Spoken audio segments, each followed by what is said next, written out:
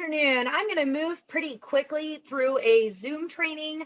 The features start off pretty basic, but I promise they get more complex and exciting as I go.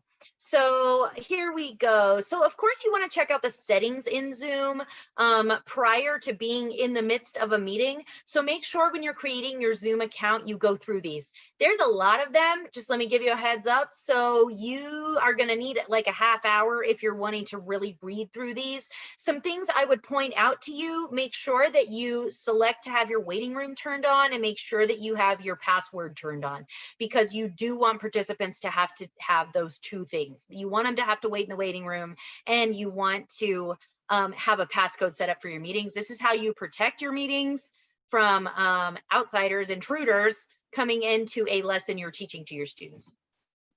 All right, so once you've got your Zoom account set up, you want to go to meetings, and then you want to click on schedule a meeting. I'm not going to spend a ton of time on this because I know most of you are way past the point of how to schedule a meeting. Okay, but a few things you need to know about scheduling a meeting, just some things that I do that might help you out a little bit. The duration of the meeting: if you're on a free account, at the last time I looked at the free account, it was set up for 45 minutes was the maximum duration a person could host. I don't know if Zoom has increased that on their free accounts or if they've done an unlimited. I do not know, but I always set my duration for way longer than I actually need, because it's my pet peeve to be sitting in a Zoom meeting and then see a clock come up and tell me that there's limited time left. Okay, so you want to have control of that. So make sure you set the time up beyond what you need. Okay, and of course, reoccurring meetings has become one of my favorite buttons, because you can set up a meeting that will appear on your meetings list on a weekly basis. So then you don't have to keep going in and scheduling the meeting or trying to find the meeting. It's right there, and it does them by date. So it's pretty awesome. And you can also do like every other week at the same time. There's a lot of settings on this. All right, and then of course having a passcode is important, and a waiting room. I believe that these are the two most important features in your Zoom, is having a passcode and a waiting room. And then of course you want to make sure that you've got the video enabled for both you and your participants. All right, so of course you scroll down and you click on save. Let's talk about breakout rooms for a minute here. Okay, so in order to have a pre-assigned breakout room, you do have that option on that nice little check mark. However, you must create a CSV document in Excel in order to create that breakout room. Now, I went to all the trouble to create a CSV document, type all the kids' names in, create all the groups, and this was in a mentorship program, so we're talking like 80 kids that I did this for, only to discover during the meeting it did not work. The reason it did not work is because the students were not logging in through Zoom accounts they created with the email address that I had used for their pre-assigned breakout room. So if the student is just clicking to join your meeting from the email that you're sending them and they don't actually have a Zoom account, the pre-assigned breakout rooms are not going to work. Just a little side note, save yourself a lot of time. Okay, and then of course, you can copy the invitation after you create the invitation to your meeting. You can copy the invitation, and then of course you can start your meeting whenever you're ready.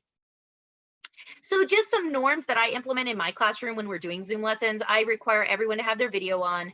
I also, I am the only one that is able to change their names. I take that power away from them so that students can't change their names to inappropriate things. I teach high school kids. Okay, and then I mute them upon entry. I already have my settings set up to mute all participants upon entry. That's something you can select when you schedule the meeting. And then I just want to remind you that you're still the teacher. Even in the online setting, you're the teacher. Your classroom management procedures can and should still be in place. So if you hover over a participant, you will see these three little dots. Those three little dots at the top of their individual square, it's going to be on the right side top of their square. Those three dots give you a lot of power. Okay, don't be afraid to click remove or mute if you need to.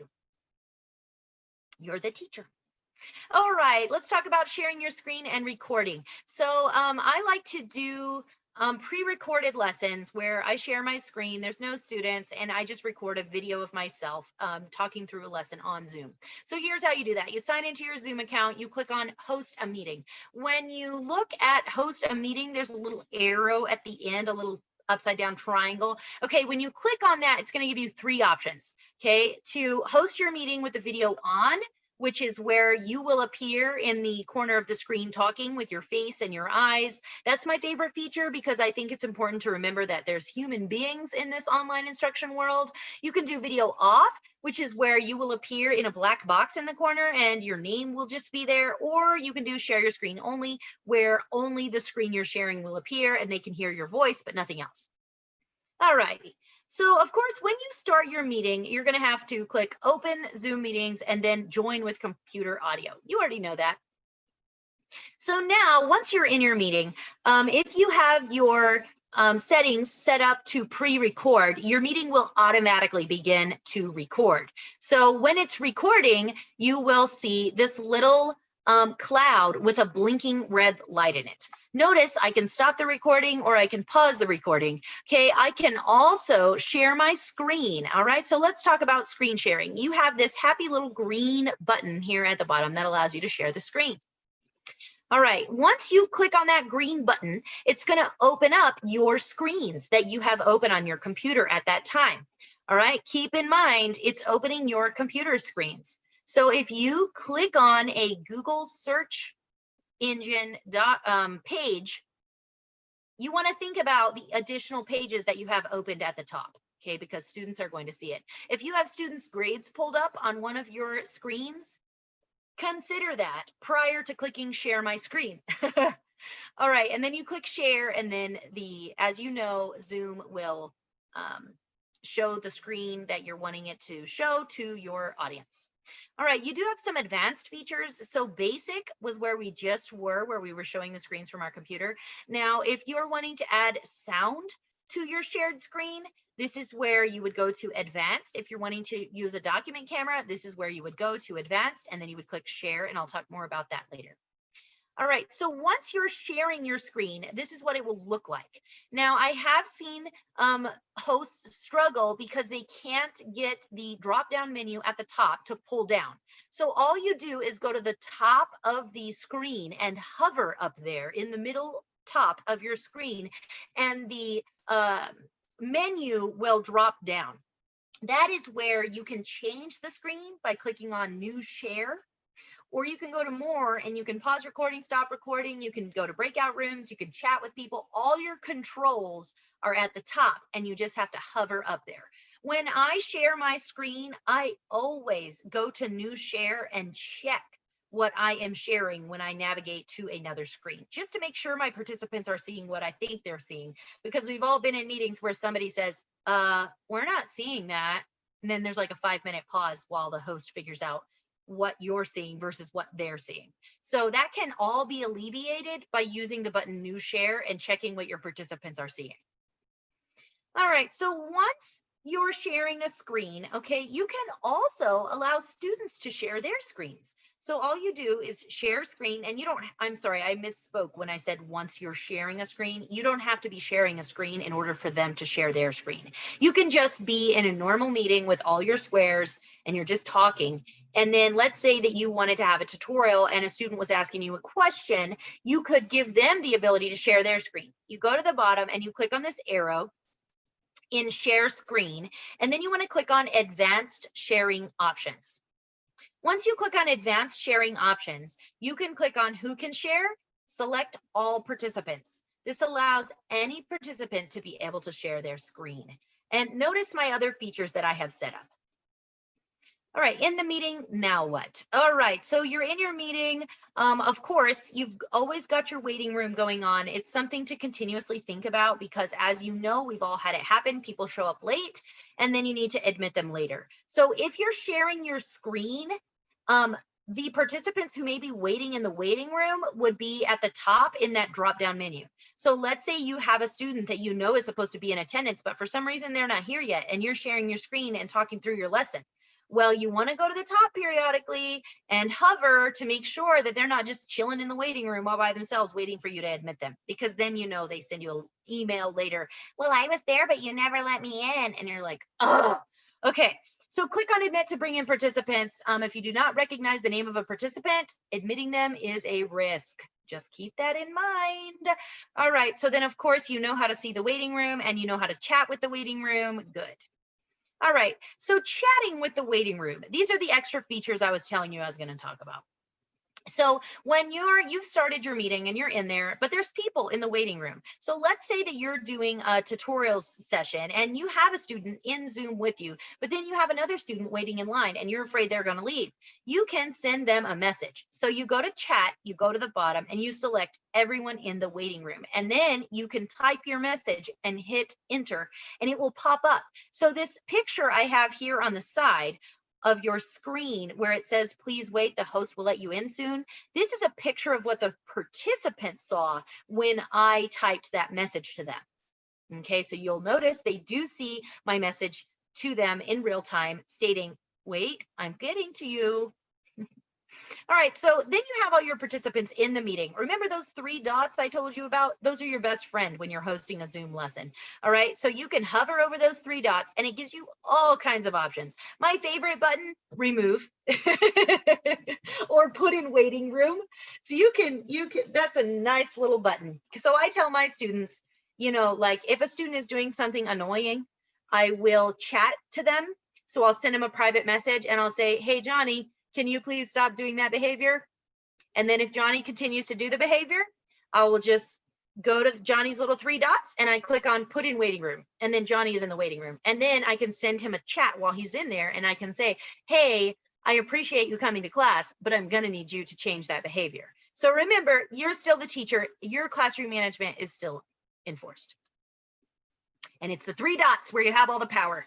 Okay, so if you're in the meeting and you wanted to chat with people in the meeting, you just open up the chat box. And then at the bottom, you've got some options, everyone in the meeting, or you can select a person to privately chat with. And most of you already know this feature because you've been doing it in staff meetings for months. Okay, so now you're having a chat here. Let's say you use the chat for your exit ticket. You can save the results of that chat. All right, so on the bottom, you just click on, there's an arrow down there and you click on save chat and then boom, you are able to save that chat. If it's exit ticket information, that's really a great way to save the assessment you just gave the students. Notice participants can chat with. You also have the ability to control who your participants can interact with during your meeting. If you're having trouble with students communicating between one another while you're trying to teach, this is how you turn that off so that they are not sitting there typing between one another while you're trying to instruct. All right, breakout rooms in the free Zoom. All right, so the only real difference is that you have to go to more and then select breakout rooms in the free Zoom. So that's just where it's at. You do have 2 options. You can do automatic or manual breakout rooms. Automatic means that you'll set the number of rooms and then students will be just randomly automatically assigned when you create the room. Right now, manually means that you're going to go in and select which room a student goes to. All right, so here's the paid Zoom. This is what it looks like. You have the button on the bottom where it says breakout rooms. Notice same options, automatic or manual. Okay, so then it's going to show me a screen where the students have been assigned to their breakout rooms. So this is manual, okay? So I'm going to have to go and click assign and then select the student that I want to be assigned to that particular breakout room. Okay, now if I did it automatically, when I open this next screen, I'm going to see students already listed there. And I do have the ability to click on that assign button and unclick a student and move them to a different room if I choose. Now notice on the bottom, the options button, this is a really important button because after you open all the rooms, you will not be able to change the features of that particular breakout session. Okay, so go to the bottom, go to options and make sure, whoops, got ahead of myself. Go to options and make sure that you are selecting the features that you want to have in place. Notice the countdown after closing breakout rooms. This allows participants to have a little bit of time, those 60 seconds where they get the notification. You have 60 seconds remaining where they can wrap up their conversations prior to being thrown back into the main meeting room. All right. And I have a little note down there about what I was just talking about how you need to make sure that these are set up. These options are set up before you open the rooms. Then you click open all rooms and students will be given a little prompt to join the breakout room. Now, we've all had students say, but miss, I didn't get a prompt. Tell them to go down to the bottom, hover over more and click on breakout room, and then they will see their invitation. Okay, or click on breakout room and they will see their invitation. It's there. Okay, so you've sent all your students to breakout rooms. It's important that you join the breakout room and monitor them. So what I do is I tell my students, you're going to breakout rooms, and I will be popping in to breakout rooms to make sure you guys are on task. Okay, so what I'll do is turn my video off and mute myself, and then I'll just enter into a breakout room and I'll just listen to make sure that my students are on task. This is our virtual proximity.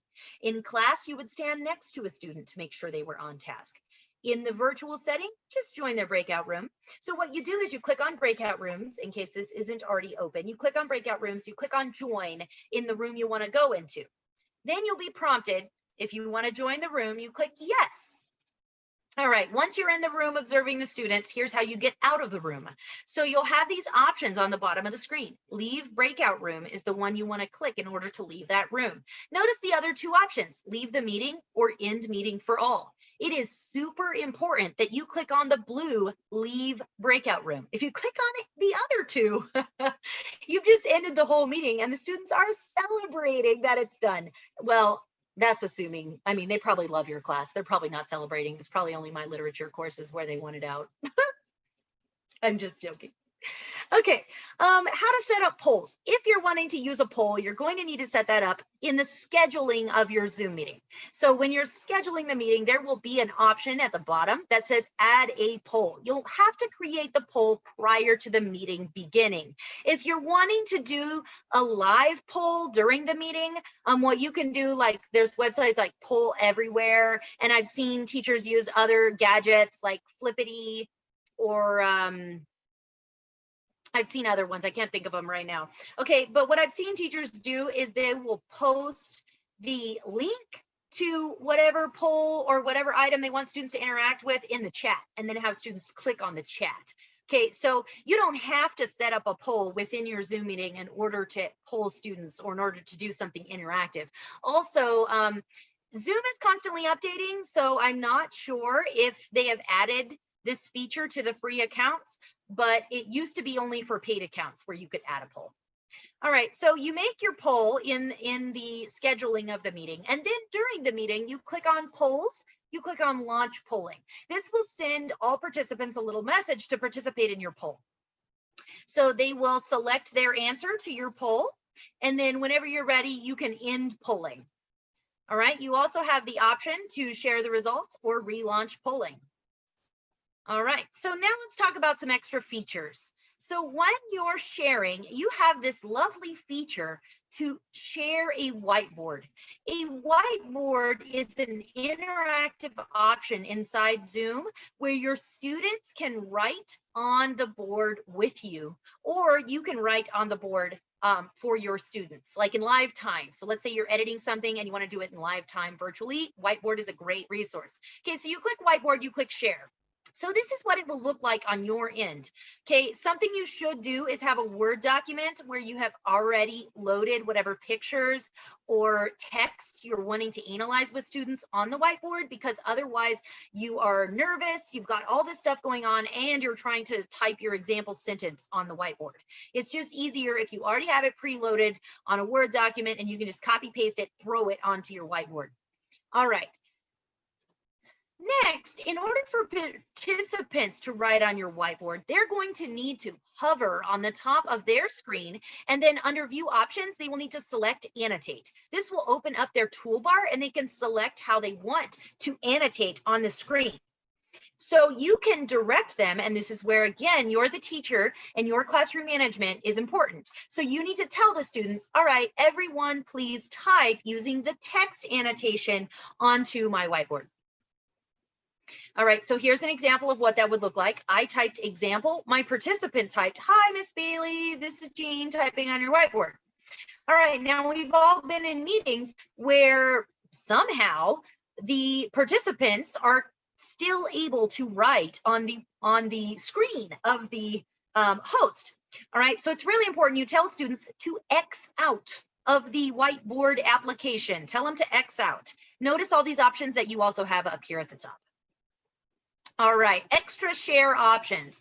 So if you've ever been in a meeting and someone shared a screen, they showed you a video, but there was no sound, it's because they forgot to enable these advanced features. So notice the circle on the bottom side of your screen where it says share computer sound.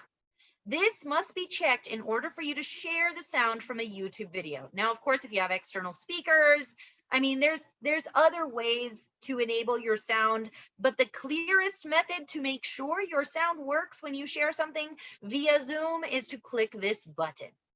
All right, so then you click another option you have, and that's why I have it circled here, is to connect with a document camera. So if you're using an outside source to annotate a text perhaps, and you want to show students in live time, maybe you teach math and you want to work through a problem in live time with them on a document camera, here's how you share that. So under advanced features, you click on content from second camera and you click share. All right, of course, it's important to know the security options you have during a meeting. So this is just a picture of what your options look like within your meeting. So inside your meeting, you see this little shield on the bottom where it says security. It gives you all these different options of things that you can implement in order to protect your meeting from being disrupted in any way. So good to think about these and analyze them when you're not in a meeting. It's really important to think through potential scenarios in virtual instruction before they happen. Okay, because you don't want to be caught in a situation where a person has entered your meeting who you don't know and you are panicking to remove them from the meeting. You want to be able to control up front who's coming into that meeting and what they're able to do once they get in there. All right, so think through this stuff before the meeting. Please go to settings in Zoom prior to the meeting and practice with your colleagues prior to teaching students. If you're already teaching students, it's not too late to go back and learn some of these features. All right, so here's some of my favorite features that I save the best for last because people always want to know about these. So if you're wanting to choose your virtual background, which this is a virtual background, you can tell because I'm kind of CGI'd. Okay, that's my virtual background back there. All right, so I could just click on choose virtual background and then it will give me the option to green screen or upload a picture. All right, now under video settings, if you click on video settings, look at this happy little check mark, touch up my appearance. That one's really awesome because it kind of makes you a little fuzzier so that if you're just waking up, you look a little bit better. I don't know if it works. Maybe it's a placebo, but it's super fun. All right, so if you want to make someone else the host, let's say that you're teaching a lesson and you're facilitating doing all the talking, but you want somebody else to help you with the muting and sending kids to breakout rooms, those other kind of items. So this is a really good thing to do. All right, so what you can do to make someone else the host is on your participants, you can click more. You can also make them the host by hovering on those three dots. But on your participants, you can click more. You will see the option make host. You just click make host and then you will be prompted, are you sure you want to change this host? You say yes. Now, keep in mind, once you change the host, they will have to go through the 3 steps I just outlined in order to make you the host again. So now the ball is in their court because they have become the host. So they will have to be proficient enough to go to you, select make host and say yes in order for you to get your hosting privileges back. Good to know. All right, some frequently asked questions. If I record on the free account, how do I find my recording? I once spent an hour with a teacher trying to find this, which is how I know this is important to go over. So when you record on Zoom and you say record to my computer, Zoom is going to create a file in documents called Zoom. That is where it will place the recording you've created. That's how you find it. All right, so if you are presenting on a computer that has multiple screens, just a side note, it's important to know that the screen you are sharing may not be the screen where the controls are located. So right now I have multiple screens, but I've turned off my multiple screens so that I am only sharing on one screen so that all my tools, everything is in one place. Okay, I don't know why this happens and there's no way to change it, but just keep in mind that if you are sharing and you have multiple screens, it may happen where one screen will be the screen you're sharing and presenting from, and another screen is where your controllers are located. And this will be the drop-down menu that has all the options like seeing the participants in the waiting room and chatting and recording and pausing. All those options in that drop-down menu may be on another screen. Can I have a co-host? The short answer is no, but you can have a host during the meeting, like I stated earlier, where they are helping you. So you can be talking, but then make someone else the host so that they are doing those other housekeeping issues during the meeting. All right, so it's important to remember that during virtual instruction, you still want to engage and build relationships. Here's some game ideas that I have played on Zoom. Some of my favorites, scavenger hunt, I love it. There's a lot of information you can Google about how to play a scavenger hunt. I'm also happy to talk through some ideas with you, but it's also super self-explanatory about how that works. And then the other thing I like to do is engage my students physically. So I'll have my students do things like everybody who agrees, show me a number one. And I'll have them show me in the camera a number one. Or I'll tell them, all right, guys, let's celebrate that. And I make everybody move their hands to celebrate things. It's just good to think of ways to engage with them as human beings and allow them to express themselves and feel social, because that's so important. And in the virtual setting, they are missing it. All right, and finally, you want to think about a way to end your Zoom meetings. Zoom meetings can be a bit awkward because of the lack of human interaction a bit. They're kind of awkward. So think about in advance how you're going to end this meeting. In Capturing Kids' Hearts, they have a thing called a launch. So I have a launch in my classroom that I always do. And in my Zoom meetings, I do that launch. And you might think, well, that's cheesy. I promise you, having some consistency help students to feel like their world is not crumbling. There are some things that they can expect to be the same. And consistency and routine is paramount to good instruction. And I know you know that. All right, you guys are doing great work. Keep it up. Thank you so much for sitting through my Zoom training and have a great day.